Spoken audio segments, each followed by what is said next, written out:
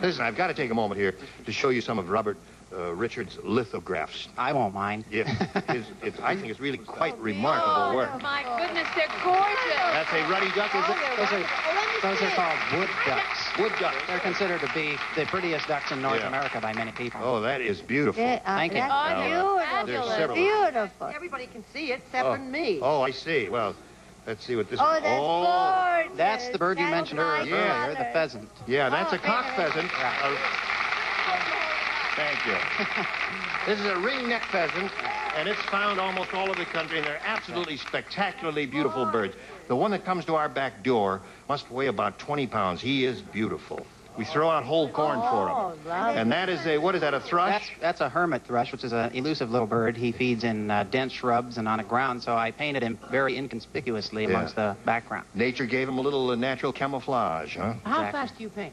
Each one of those represents probably a month or more full-time work. There's the head of the so-called bald eagle. The reason it was called a bald eagle, because when it's in flight and you see its white crest there, it looks bald, but it is not bald, and it's a beautiful More like bird. Walter Cronkite. Yes. Right, it does, yeah. And they do not kill sheep or cows or anything like that. They fish. Exactly. They dive for fish. See me after the show. Oh, my word. Yeah. Your work is beautiful, and we congratulate you, Thank you. Robert Richard. Thank you. Thank you for letting me show it. Now, this is your question. Gary said, my wife is so frigid, she gets obscene phone calls from blank. One more time. My wife is so frigid, she gets obscene phone calls from blanks.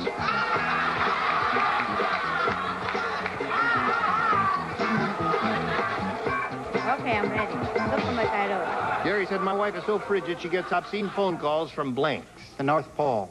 The North Pole. Blanks, really, the North Pole doesn't fit into blanks there. Richard, what do you say? I put Eskimos. Eskimos is very good. That's one for Joe. One in a row for Joe Santos. Boy there, honey, you got the store this time.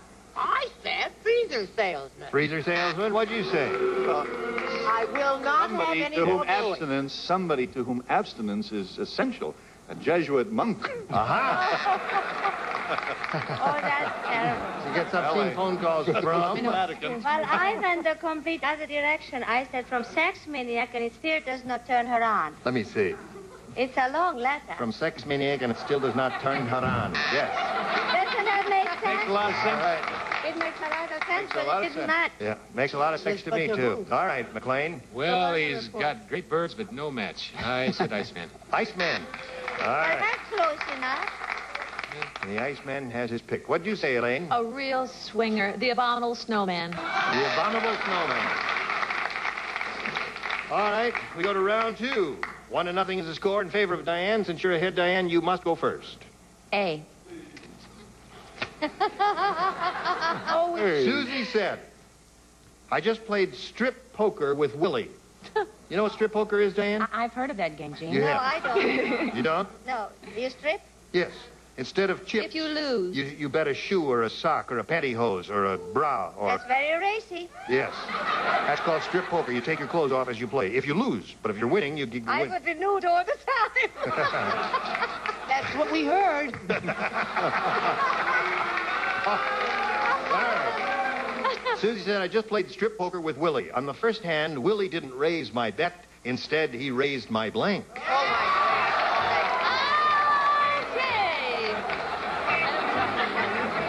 Ready? Here we go.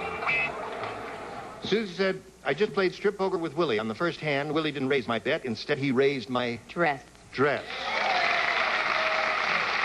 Now you keep talking. I said skirt. Same thing, right? Skirt it is. That's one for her. What do you got there? Raise the skirt straight up so you can see Mecca.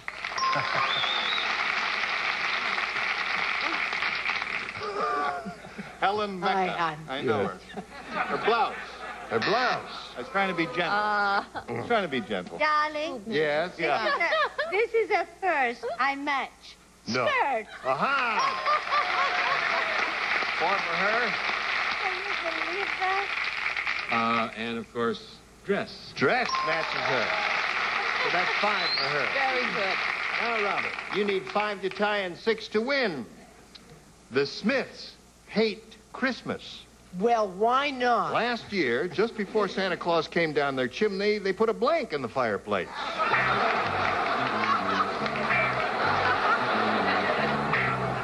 Thrown in the slot, too. Out to lunch. How they do.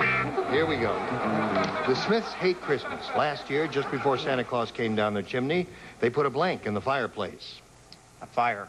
Fire. That's What it. a good guess. What else? Simple. I'm red hot.